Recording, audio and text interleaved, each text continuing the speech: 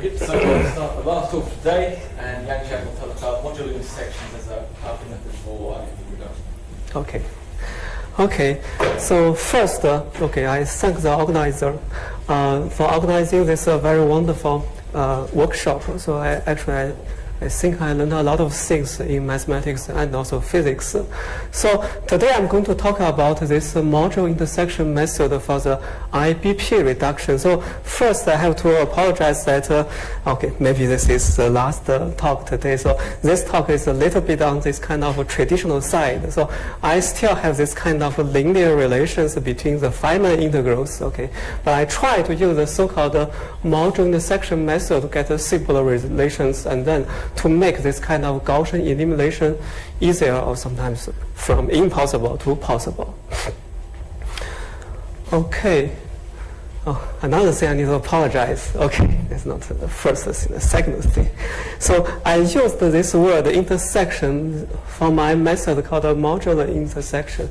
But I have to say that it's slightly mathematically slightly different from the intersection theory. Okay, we discussed a lot, which is a central topic of this workshop. So my modular intersection actually conceptually is very, very simple. So first, recall that if you have this kind of linear algebra problem, okay, if you have a large space, you have several this kind of linear subspace, you try to find the intersection. We know, okay, if you know this kind of matrix language, if you have this kind of generating basis, if you can do some kind of Gaussian elimination, this one is a completely trivial question. Okay, so here we say that we have this kind of IBP, okay, this vector space. We have a lot of IBPs. I try to put a different kind of constraint on that kind of space. Okay, so it's very, very similar to this kind of linear subspace intersection problem, but I call it a module intersection because the thing is here I have to consider all these kind of generators of this kind of constraints as polynomial vectors. So it's higher than this kind of linear algebra. Basically, it's a nonlinear algebra, or from my companion talk by Yanko Bill, this is a computational algebraic geometry problem. Yes, as I said, this module intersection is to apply this kind of intersection of a different kind of mathematically called polynomial modules. Basically, try to find some good IBPs, satisfy all these kind of constraints you want to put on this kind of IBP system. Then possibly you can get a new IBP system which is much smaller than kind of traditional system. Then maybe it's possible to solve it. Okay, so this talk, okay, is basically is a review of what I did in past several years, okay, with my collaborators from different cities in Europe, okay, from Uppsala, from Mainz, from Kaiserslautern, from Southampton. Okay, so first we developed this kind of conceptual things. What is this kind of module intersection? And gradually, okay, with the help of mathematicians, we find a way to really implement it and really try to use this one to solve some real life problems. Okay, so I don't want to say something more about this kind of IBP things. This is basically this is the biggest problem, okay, for our workshop. I just say that, okay, this one is a really fascinating problem because almost for all this kind of computation of Feynman integrals or amplitudes or some other things like this kind of study of transcendental functions, we have to use IBP. And in many cases, this step is really the most time-consuming and also the memory-consuming step for the computation. So this talk, the idea is very simple, okay. So suppose you don't have this kind of new ideas, you have this kind of very nice intersection theory, you can really project your input integral to this kind of mass integral space, okay. Suppose you still try to find the linear relations between the Feynman integrals as IBP relations, you try to do the Gaussian elimination. So from the computer algebra, we know that this kind of Gaussian elimination seems that it's a quite a harmless step. Okay, why? Because if you are working with a matrix, if you try to do this kind of Gaussian elimination with float numbers, okay, it can be done in polynomial time. Actually, suppose the size of the matrix is m, it can be done in the m cubic time. But our matrix is slightly more complicated than this. Okay, if you have an integer matrix, okay, then in this case you can apply something called the Bayes algorithm. And if you do this kind of advanced version of Gaussian elimination, it's still polynomial running time, but the power will be increased from 3 to 5, so it's getting worse. But in this kind of finite integral, this kind of IBP reduction, so you know that there's a space-time dimension D, which must be symbolic. You also have the Mendelssohn variables. You also have this kind of mass. So I'm not quite sure if there's a proof this must be done in polynomial time. Let's say possibly cannot be done in the polynomial time. Okay, so if you have this kind of symbolic variables in this matrix, the Gaussian elimination is really hard. Then the idea is no matter how difficult this kind of Gaussian elimination is, you really try to truncate this kind of linear system. You make this matrix as shorter as possible. Okay, then you get a great speed up of the computation. Okay, so this kind of ideas is a very nice ideas from 2010, and first by David Cosworth and his collaborators. The thing is, in most cases, if you really consider this kind of amplitude from finite roots from unitarity, then most input integrals are integrals without a double propagator. Then you can choose some mass integral basis without a double propagator.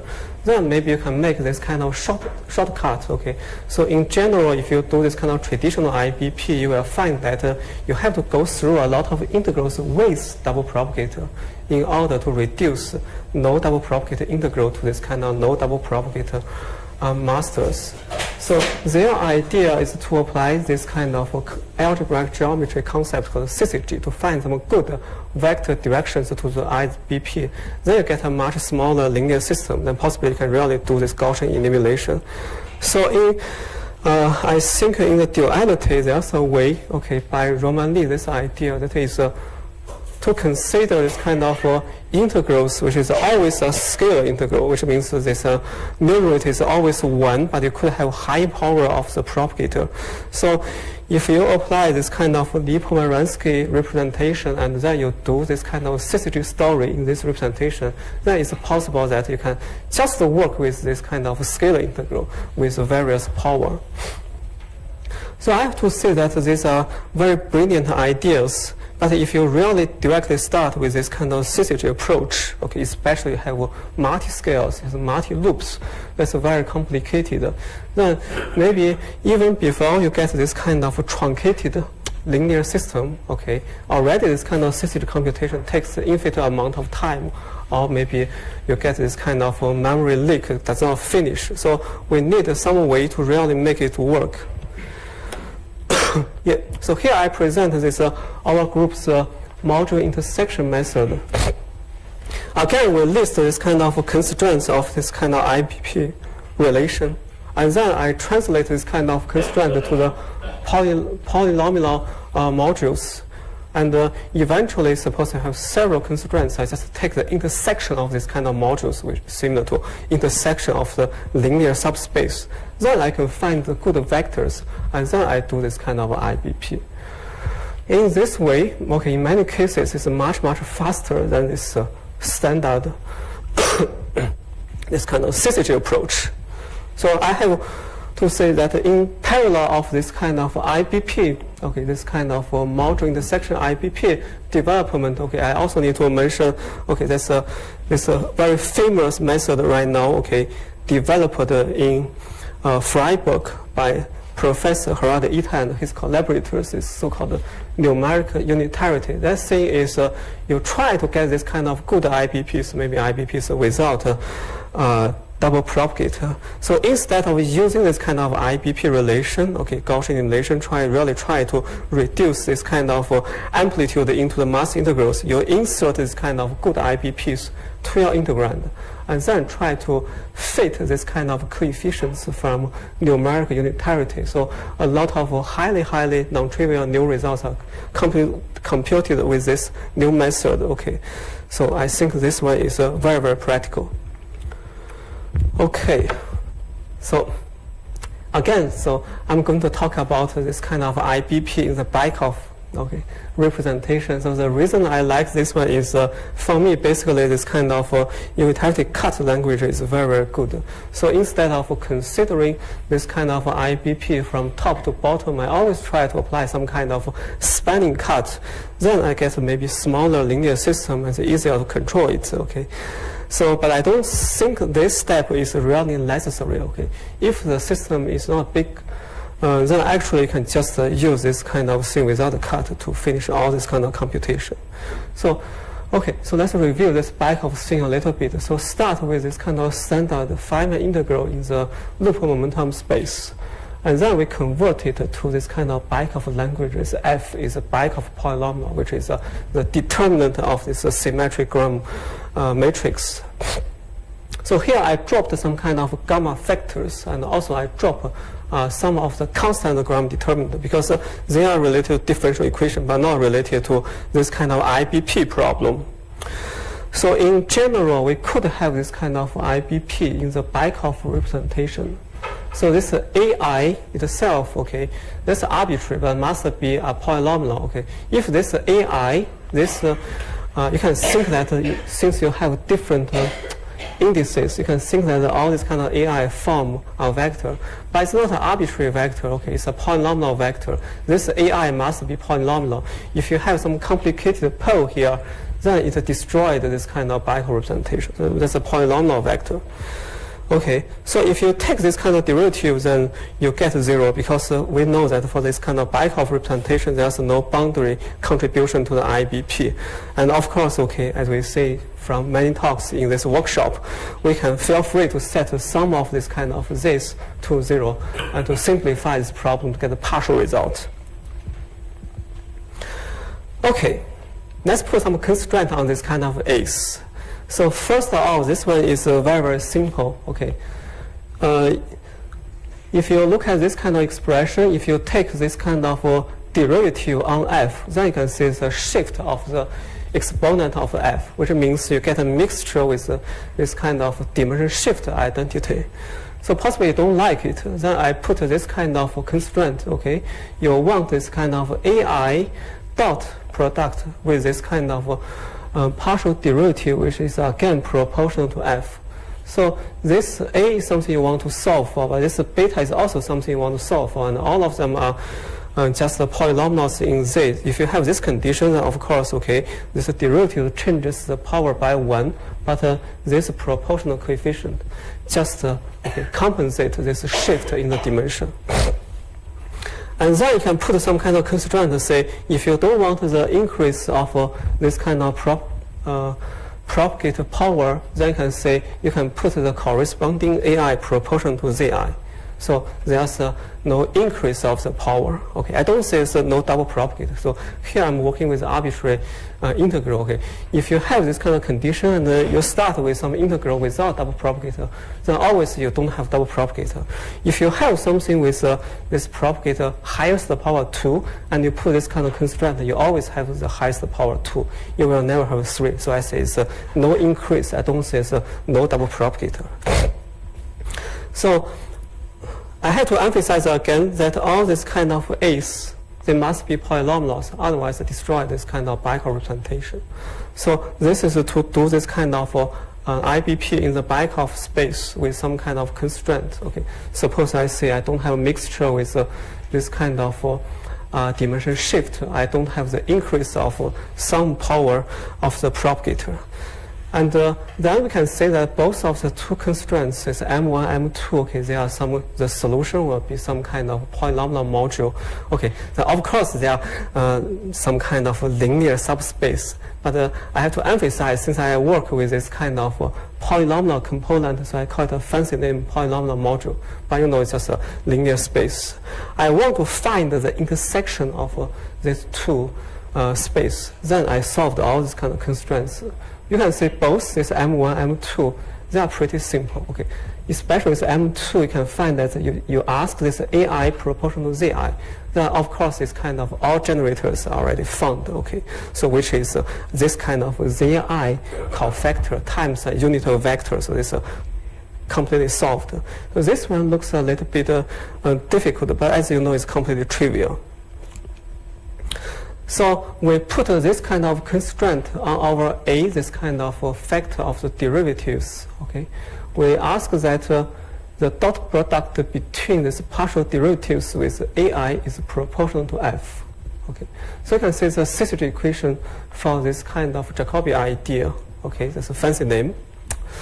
But the thing is actually, okay, you may think that, okay, since this is a standard Assisity problem, you have to run this kind of Schreier algorithm, go through the global basis computation, do everything and try to get the Assisities. Of course it works, but it will get a very messy result and it's very slow. Okay, so we don't use this way. So here we apply this Roman list trick from 2000, I think 2013 sometime. So you can see we are solving this kind of Assisity equation for their components. But you know this F is a very special polynomial. It's a determinant of symmetrical matrix. And if you have a generic matrix and all the components are just free variables, and then you can have that relation. So what's the meaning of this relation? If you take this derivative of the determinant, then you will get this kind of determinant of the minor matrix. Then multiplied by this cofactor, you see, you get this kind of Laplace expansion. So clearly it's Assisity. So with some known result from mathematics, we can see that actually this kind of relation gets all this kind of solution for that equation. I have to mention that there's a more fancy way to do this. Okay, so actually I extract some ingredients from Eric Panzer's paper a while ago. So the thing is, so instead of considering this kind of first order operator acting on F equals 0, you can consider this kind of polynomial annulate of Fs in the Weyl algebra. Then actually you could get this kind of first order differential operator or second order or higher order, this kind of things. And all of them will give you IBPs. So what I did here, okay, you can see just the first order. And it's easy to say that if you use this kind of simple relation, that just means you transplant this kind of canonical IBP in the momentum space to Baikov space. Nothing more, nothing less. Okay, but if you use this way, the more advanced way, I'm not quite sure, then possibly you get something, this kind of new relations, which is not clearly from this Feynman momentum integration. Okay, but here I just use the simplest one. I say I use this kind of first order relation from Laplace expansion. Basically means I just use all this kind of canonical IBPs for momentum representation. Okay, nothing more. Okay, sorry for the handwriting. Okay, I always have some trouble in writing this kind of big matrix with LaTeX. Okay, so suppose that you know this generator for both M1 and M2. Okay, then okay, of course it's a polynomial modular intersection, but it's just some very similar to this linear subspace intersection problem. So for M1, we know that there are some generators. So each one is V1, V2. Okay, that's a t-dimensional row vector. Okay, the t is just a dimension. There's no meaning. And M2 is similar. Okay, it also has some generators. Then the question is, how do you find this kind of intersection of the two space? So if you really do this kind of thing over linear algebra, don't care about whether this kind of V and U, they are polynomial components, and also for the intersection, do you get a polynomial or do you get fractions? Okay, if you don't care about this, that's just a simply linear algebra problem. You write down this kind of V and this kind of U, you just do some Gaussian elimination, you immediately get it. But for us, we have to do something more because we want this kind of intersection generators to be this kind of pole-free. They must be polynomials. So we do something like this. This is the one of the long-standard way to get the intersection. So here what we did is we try to extend all this kind of vectors. So each one is a row vector. We try to extend it by this diagonal identity matrix. So for this huge matrix, we try to calculate the global basis, okay, with respect to the rows. So we are doing the global basis over this module space defined by the rows. And then we consider this ordering when the position is more important than this kind of terms. And then we try to say, can we find some kind of a global basis generator? Okay, well, all this kind of physical component are cancelled out to get 0. Okay, so in principle, you will find all such kind of vectors. So what's the meaning of that? If you find that you have some combination where all this kind of vectors, this original components are 0, that just means, okay, you find the assisity relation between the generators, which means if you multiply by the cofactors, then you will get this common element in the two modules. Okay, so that's an efficient way to get the intersection. This kind of one here, okay, that's nothing. Let's just try to record what kind of factor you multiplied by this kind of vectors. Since this kind of V1 and U1, they are all, of course, they are polynomial component vectors, but they are at most linear, so this kind of global basis computation in general can be done very, very quickly. Okay, so this is example. It's a very simple example. This massless double box. So this is a two-loop example. So I write down this kind of M1. So M1, this each row, okay. This is my generator for the IBP. Because I already solved this kind of Laplace relation, so I say I must do this kind of direction for my IBP reduction. It's very simple, at the most linear. This M2 here, I put somewhere this Z1 just means I don't want the increase of the index of the first propagator. But for the last, I just say arbitrary, I put everything there. And then I can talk about, okay, so we have this kind of two modules, you can take the intersection. Okay, again, it's very similar to this kind of linear algebra problem. But here, I want to take the intersection. I make sure that I get polynomial generators. So this one can be easily done by the global-based computation in Singular, the new version of the Singular. It's very, very fast. Seconds, you finished, and everything is analytic. Okay, but for research problem, okay, if you just do this, still that's not enough. Then we can somehow use this kind of practical ideas. First, you can apply this kind of utility cuts. If you have utility cuts on that, you have field variables. It's much easier to do this kind of IBP truncation things. Second thing is actually when you calculate this kind of module intersection, so rigorously you really get all the generators by this global-based computation. But we find that for our physical purpose, we don't need all the generators. We just need the lower degree ones. Then it's much, much easier. We can set a degree bound and do this kind of computation. The last one is a generic trick for any kind of symbolic computation. So the thing is, if you have some parameters minus some variables or this kind of math variables, and you also have other variables like this kind of Bickel variables or final variables. The thing is, you may think that you want to feel free, okay, to divide by s, divide by t, or divide by s plus t, okay, since they are just constants for this kind of integration. But if you do this, it's definitely slow because for computer algebra, actually, if you have these kind of fractions, you try to clean up it, it's very, very slow. So the trick actually is from the computer algebra, actually is from something like the primary decomposition. So the idea is you treat all these kind of parameters equally as your physical variables. And then you put a monomial ordering, you say the physical variable is higher than the parameters. You do the computation. Then there's no fraction at all. Then you can finish a lot of computations. It's called a localization trick. Okay, so with this kind of tricks, it's quite fast. So this one is quite a long trivial example. So you have this kind of 5 minus some variables, and it's quite a long planar diagram. If you put a triple cut on it, and you calculate the module intersection, still with seconds you get all this kind of generators. So actually it takes no time. Okay, so after this kind of module story, then if you really want to do this kind of IBP in the traditional language with some new ideas, you can say I put all this kind of spanning cuts. So I have different branches of the computation. For each one, I calculate this kind of module intersection. I truncate the IBP system. And then I can try to do some kind of Gaussian elimination, either numerically or do it analytically. So if we finished all these kind of spanning cuts, we merge everything together to get the IBP, okay, the complete one.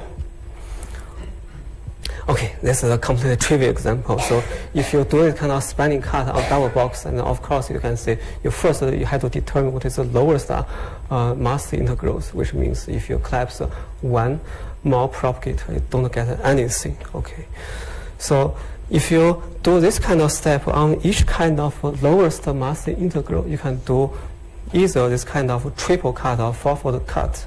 And then you can run this kind of module intersection. You can get a very simple, very short IBP relations, and you can do this kind of Gaussian elimination on everyone.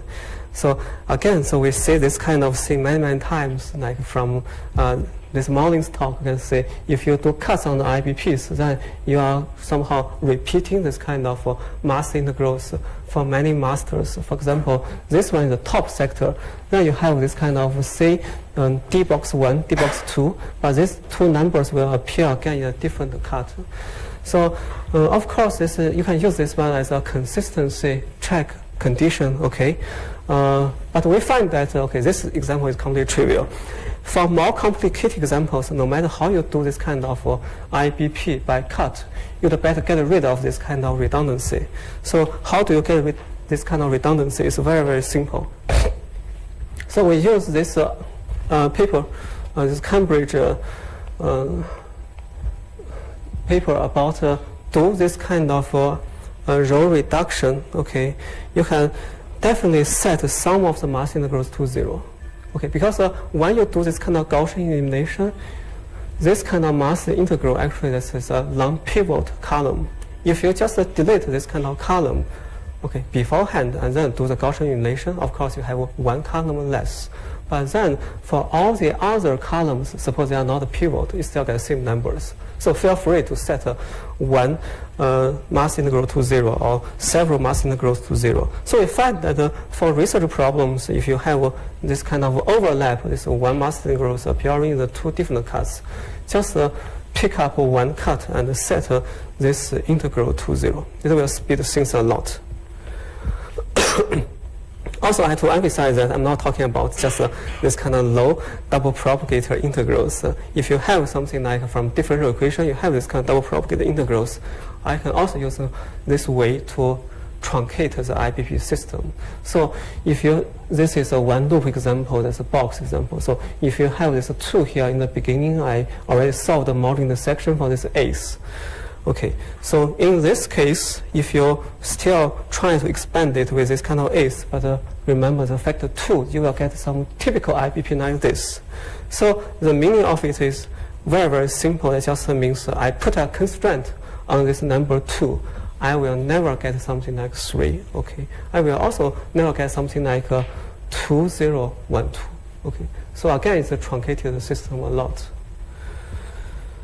Okay, that's for a long trivial example. So suppose that you really want to do this kind of IBP analytically. I have to say it's a very heavy computation. Okay, so I will refer to my collaborator Zhang's talk this morning. Okay, so it's really a heavy computation, even with this kind of truncated IBP system. So with Zhang and his student, we rewrite most of our code, both this kind of module intersection part and also this row reduction part completely in singular. And suppose that if you really try to get this kind of analytic IBP reduction, then we suggest that you use a numerical fitting method and you try to make it as a massive parallelization program. So Zhang talked about that if you really try to do this kind of numerical fitting, then we use this kind of GPI space powered by the idea of PetriNet. Okay, so look at this example. Okay, this is a long planar diagram with 5 Mandelstam variables. So we know that from last year, okay, with the efforts of these two groups, you can see that the analytic results are all calculated. The next thing, of course, is you know this kind of analytical result for the mass integrals. Then you still want to say, how do I reduce this kind of real-time long master integrals into this kind of UT master integrals? So that's the IBP problem.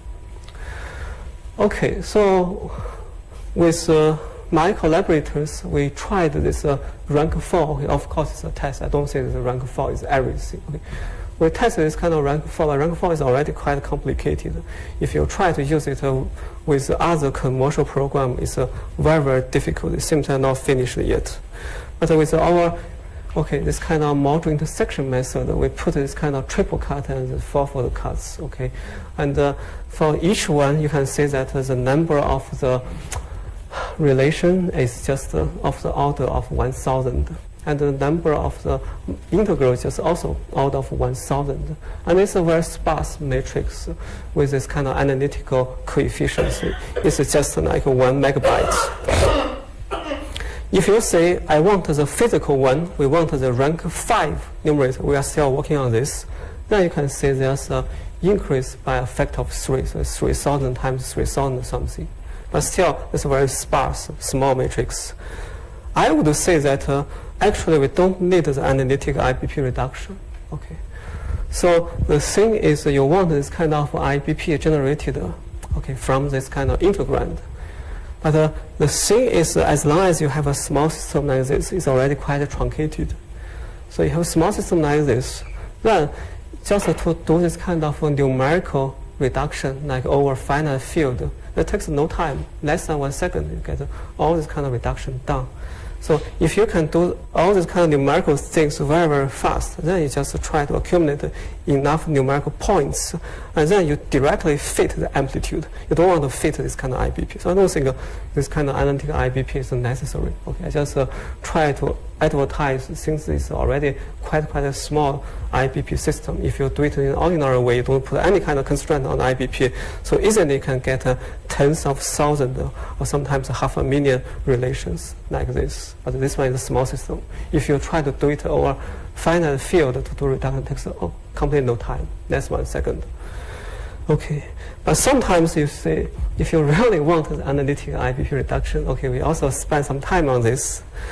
This kind of thing, they looks like quite a small matrix, quite sparse, okay? But if you remember, there are 6 variables inside that, 5 -1 variables and 1 space-time dimension.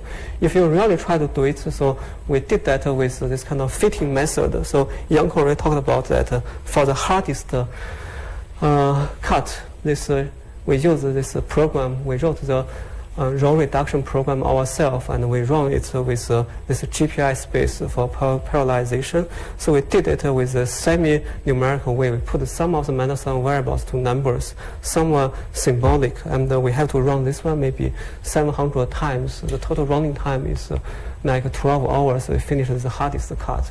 So for all the other cuts, the running time is shorter than this. Still, like if you have a cluster, if you use this kind of things. If you really want this kind of analytic IPP reduction, you can do it in 1 week. It's no problem.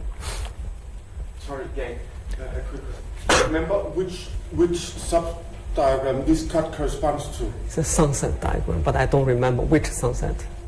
Yeah. But I also have to say that if you try to play with the numerical sector, it's much more systematic.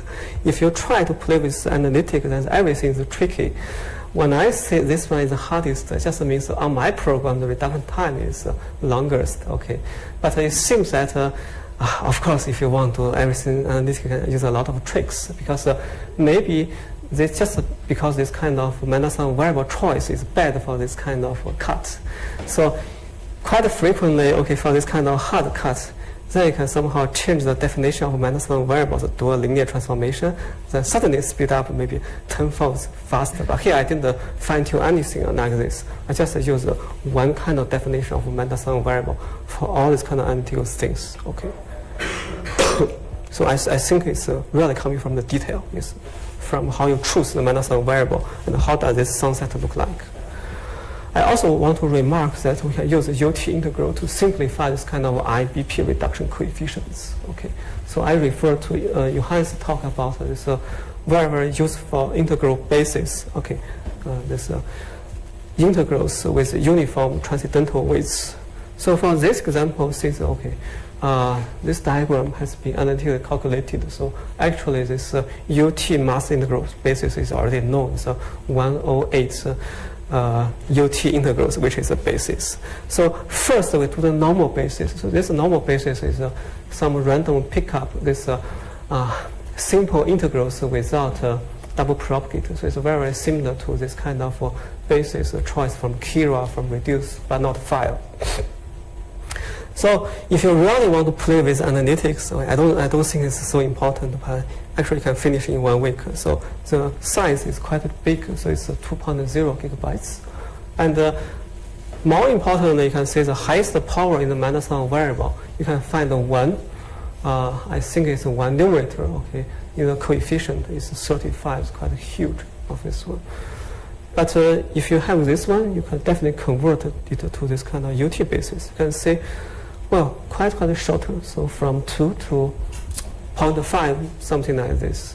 And more importantly, you can see actually it's a huge drop of this power of S, which means suppose you don't want this kind of traditional basis coefficients, then you can directly fit this one. That requires much fewer numerical points to get the analytics. Okay, so that's this is for the amplitude or for the master integral? Just for this kind of integral reduction coefficient on physical things. It's just the integral. I give this integral rank 4. I try to reduce it to the ordinary basis. I get this kind of coefficients. Still, I don't understand. You get the UT basis, okay? Yes. You get the differential equation, so you have some integrals. Yes. Yes. So maybe 1,000. And you calculate them and you get this number? No, I say I have this 108 UT integrals, okay? Sorry, what? I have this 108, this UT integrals. Then I just randomly pick up this any kind of rank 4, this integral, which is not in the master, which is not in the UT. I try to reduce that to the UT. It's through. Yes, yes, yes, it's integral. Sorry. Give us some idea which integral you choose. For rank 4, it's rank 4. Rank 4. Yes, rank 4 simple ones. Yes, I put it there. You use this kind of traditional basis, get quite big, well, the high power, but this one lower power. So I would say that maybe it's a suggestion in the future, if you have this UT basis, then you can use it to get a shorter coefficient. Then of course, I think the main idea is you don't want to really get the analytic IPPs. You really try to do it numerically. Try to make this kind of linear relation as short as possible. So you can do the kind of numerical points as fast as possible. And then you try to fit the amplitude. You don't try to fit this kind of unphysical algebra things. Okay, you may ask about the rank 5 reduction. I apologize, I don't have it right now. It's still on the way. I calculated some cuts, but not all the cuts. I'm sorry, I'm teaching. This is my first semester. It took almost half of my time, so it's still on the way. Sorry. Okay, so this is a summary. I'm talking about slightly this, on the traditional way. If you have these linear relations, you try to truncate it. Get a smaller linear system by this model intersection, and if you really want this kind of IPP analytical coefficients, you can do this large scale polarization, this kind of numerical fitting using GPI space to get the coefficient. But I don't say this coefficient is very important because we try to use it numerically. So the main point is I try to make this kind of a linear relation as short as possible, so you can do this kind of numerical thing as fast as possible. So you have many numerical points you have to go through. Yes, so I give this talk, so my purpose is not for computation. My point is to try to find the collaboration. It seems that we use this kind of Bykov cut a lot, and we try to study this kind of different vectors for Bykov IPP a lot. So I really try to find something we can collaborate with the intersection theory method. Okay? At least to find the relation. So this kind of good directions with this kind of intersection number computation.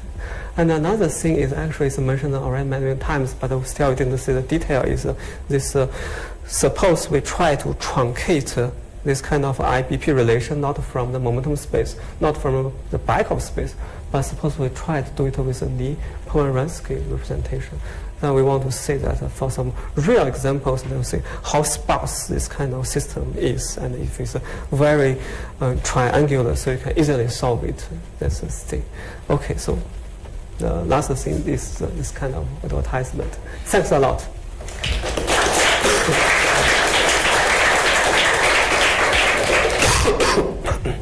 Sorry. Very good. So open for questions, Claude.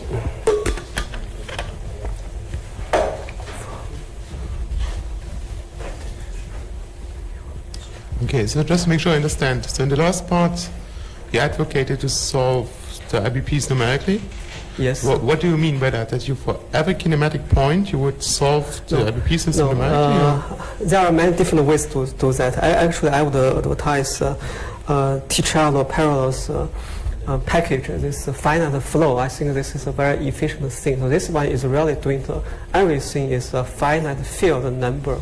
Okay, this everything is just a number, and then you run it many times. You try to fit it. What we did is slightly different. We do it semi-numerically. So the thing is, we put some of this kind of variables to constant, some of this kind of variables to be symbolic, and then we do this Gaussian elimination. If it can be finished like in 5 hours, then we trust it. Then we try to parallelize it. Okay, but so you want to get in analytic solutions of the IBPs via numerical techniques, or do you really want to run it every kinematic point in your numerical code? Okay. Yes. Okay. Yes. You but then you will still get an analytic solution of this. So, okay. Yes, amplitude. Yes, amplitude. Yes.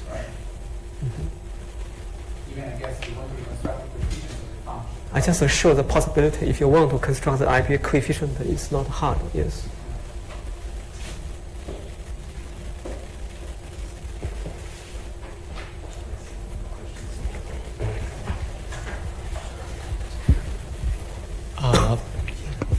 On the localization trick, you mentioned, Yes. could you put, additional comments on that? I'm quite interested in the speed up technique on that. Yes, this technique. Yes.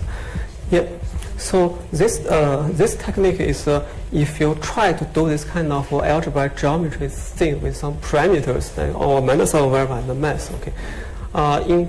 Okay. Traditionally, you can run it like in this kind of rational function field of these parameters. Then the computer will feel free just to divide by s plus t, this kind of things.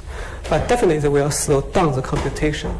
So we find that the correct way to do that is to treat this kind of parameters as your physical variables. Okay, so if you have this kind of byte of z variables or Feynman some variables, you just treat it equally as this kind of s. Then forbid any kind of pole in s and t or this dimension d like this.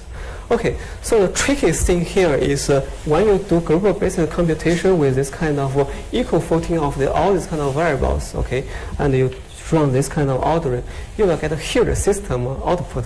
Although the computation is very fast, but then the generating system is huge, quite redundant. But then the trick is you try to export this result back to this kind of physical ring.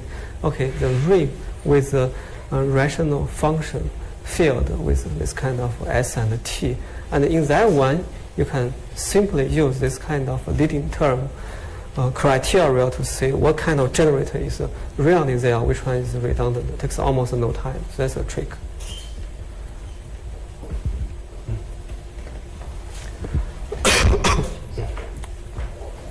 I just have one small one. Okay. So you say that there's an email interface to your code. Is this going to be publicly available? No. Sorry. There are actually just 2 parts. So this first part, this kind of module in the section, I think right now this one is quite stable. So I'm going to, with the student, we try to publish a singular program just to say generate this kind of truncated smaller system. But for the second one, this kind of thing, if you really want to get the analytical IBP, these coefficients, then the thing is we use this kind of GPI space to parallelize this kind of thing. But unfortunately, this GPI space is not an open source software. It's really commercial ones. So the second part is not so stable, I have to say, because for this kind of fully analytical computation by numericals, I tuned a lot of things in my computation. It's not so stable yet.